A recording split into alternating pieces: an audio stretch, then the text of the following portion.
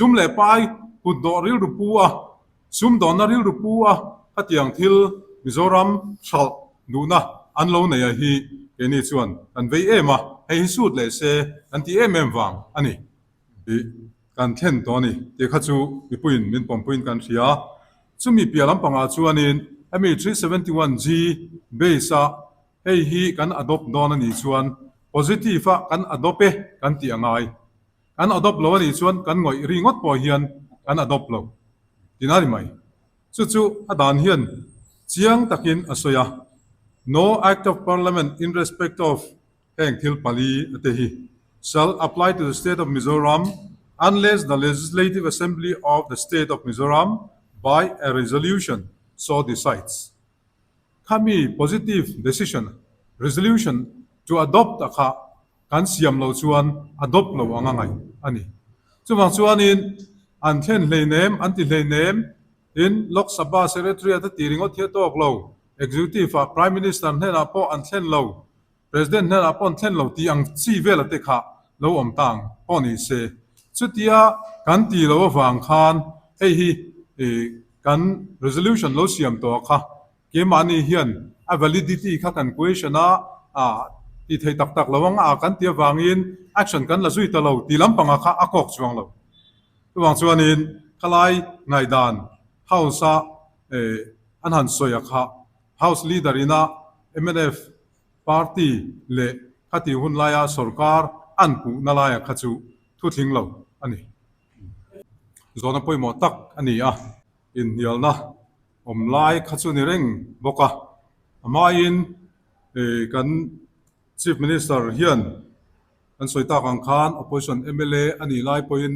ด้านทะเลด้านลมด้านสกีอันนี้ทั่วค่ะ House วัวตักินเราสวยตัวกงโจปุยเฮียลเตปอกค่ะเราดูตัวอันนี้สุดที่จุงชวนดูนายเฮียนขาดาน FCA 2023ค่ะอมป้าไงเร่งินเรามาชัดสดจวงหรือวะมารอจูดินหุ่นอันทักตากวางไงดานอันทักแต่ไม่อยากค่ะเวลาเฮียนกันเฮลไลน์ปกติชุนี้อินกัน advocate จีงเฮดานะฮีอันเราละเวที่ไงตัวนั้นเรามังเตอันนั้นมันนี่ปนทิลฮีอันเราเลยเราจูอันเราตู้อาจิระเราเราแต่พวกอันนี้เทียมารอจูกันรำตานเฮทิลฮีฮิมเตียค่ะกันไงตัวง่าย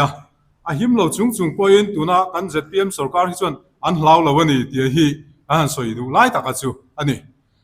หิมเราดานะจุง forest clearance ตัวมา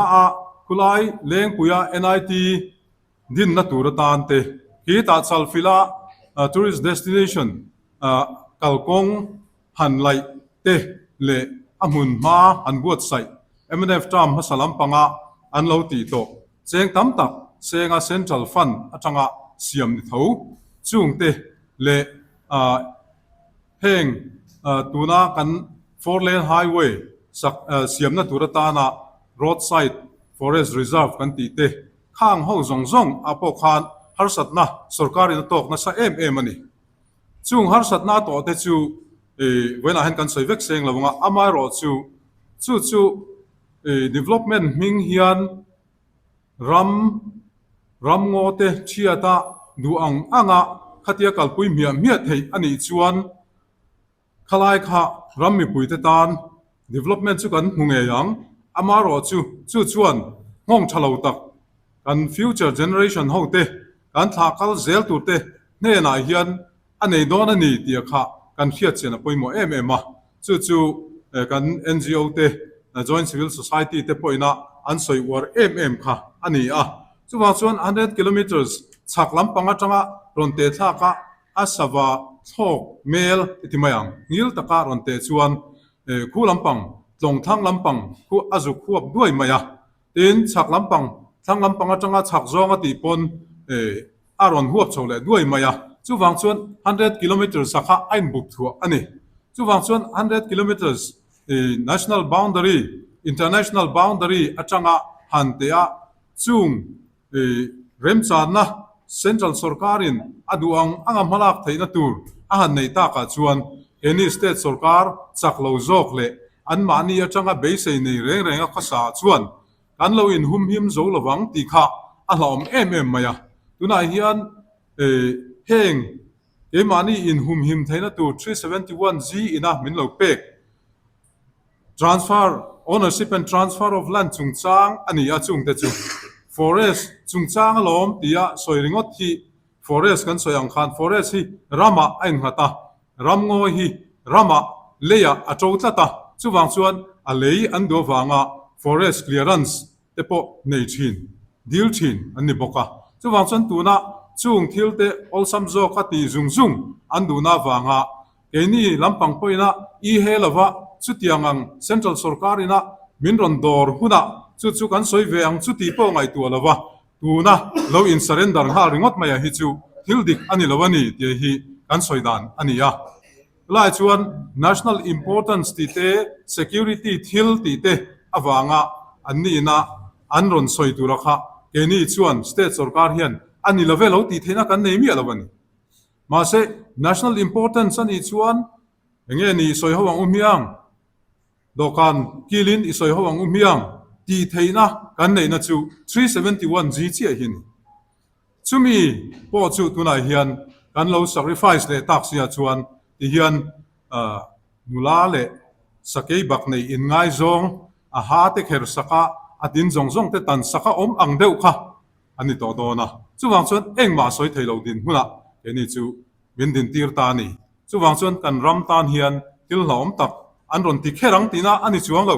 an du huna chu tiang thil chu an ron ti theita chu tiang din huna mizo mi puite min han da du na chan lai taka hi sum le pai put do ril rupua sum do na ril rupua atiang thil mizoram shal du na an lo nei hi eni chuan an vei ema hei sut le se an ti em wang ani ami border fencing kan ti hi strategic linear project kan ti tenen hian thil inang khat ani border fencing an ti hi hei ti tura min ti central sarkar ina ti tura min ti keni chuan a thang a ti le thalawang a tia kan in hial lai kha he thil hianin strategic linear project anon nei chuan chu border fencing kan ti ate po chu aron huam tel thawa an du chuan kha keni state hianin alai chu forest area nia ti wange moa low object thei kan ni to lawa chu wang chuan an duang tokin kalai po kha an kalpui mai don ani ti kha chiang le ma in ka ria kalaya kha party anga kan MLA tena an lo soya kha chu he thil house introduce ani don hian attack support hi pek kan ni lawa chu ta chuan information hi kan dong mu mal lawa chu wang chuan in house leader ina aron soi ang chi te le 2023 FCAA 2023 achuan huwa rules le guidelines te aron chuaka ta chuan din hun hlomin kan om talave tiang zonga thiam taka aron soya kha kenin kan pheve silawa chuwang chuanin a that lo zia ria a ama a kan lo apply lo turata na kan lo ti to akha kan channa ani reng thawa chuwang chuanin khami chungchanga kha kan opposition leader te le kan member dang te point an soi ve tho boka amaro chu a voting lai taka khanin an ban phar dan lampanga kha achiang talwa ti vel lai kha ani ber maya chulai chuanin parliamentary practice a hianin thil chi thum awma chumi thil chi thuma chuan yes tile no tile abstention a hiomani abstention a hi engwanga abstain nge anni tia kha a chan thang om theya information mumal nei lo wanga kha motion a kha le kha bil a kha lo pompui lo emo pompui emo tur khan information mumal an nei lo wang khan an abstain the ni ilai kha chiang thakin oma chumi abstention chu yes tinani lo ti elaya kan parliamentary practice a po hian chiang takin an zia ani chuwang chuanin anni ina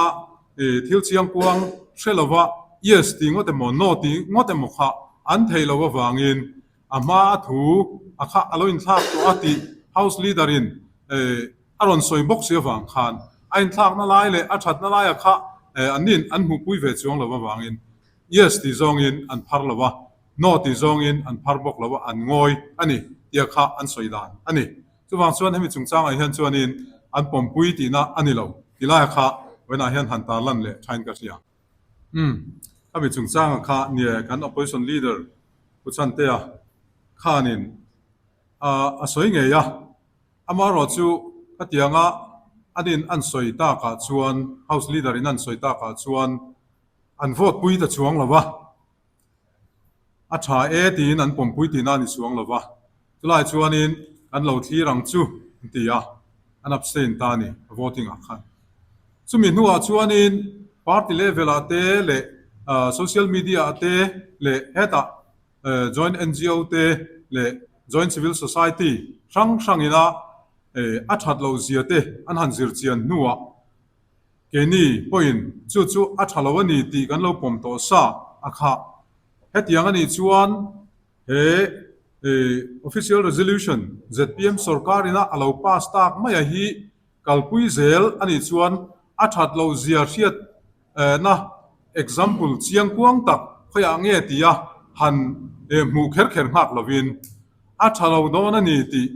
he dan hi kan tan thil thalo tak ani thei don ani ti kan riat ton huwa chuanin ngoi reng kha adikin kan the to lawa chuwang chuanin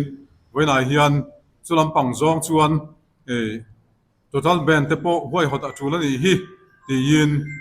ni party chuan ma kan han lata ani a chuwang chuanin man hwa kanin ngai lo ani chu chen khat te chuan invom buang ve min ti zok hetiang legislation poimo lutuk nge ni ramtana thil thalo then thei tu ina a then kher nga hi enge atulna chuwang chuanin kan thir thiama kan thir lok thiama a thalo don ani ti kan fiat nu a chuanin lo ri ait mai kha atulin kan thetani kan lo chan ben lok nei kan opposition MLA tan khan riu pek thiam har tek mai oma kan house leader khan house a khan wrong information a pe ni wrong information a pek lai tak chu tikan han ngai to le taila April tha a council of minister thu khom khan FCAA 2023 kha an pom ta April tha a an pom sia kha house a official resolution ta na an put luwa kha